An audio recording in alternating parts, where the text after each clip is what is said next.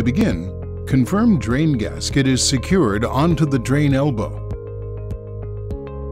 Apply approved OD sealant to the bottom of the drain spud flange and firmly press the drain spud into the tub drain opening. From the bottom of the tub, hand tighten the drain elbow onto the spud. From the back of the tub, insert overflow elbow through tub overflow opening and hand tighten with threaded overflow locknut.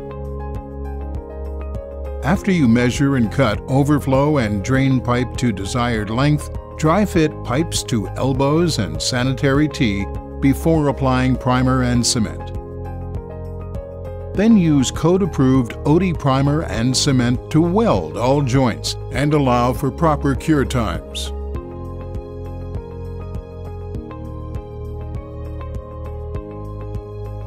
Finish tightening the drain spud and overflow locknut in place.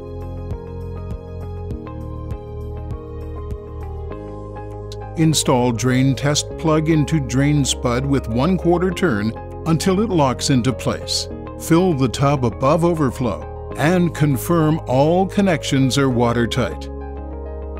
Remove test plugs and install overflow finish faceplate by turning clockwise onto overflow elbow until it locks into place.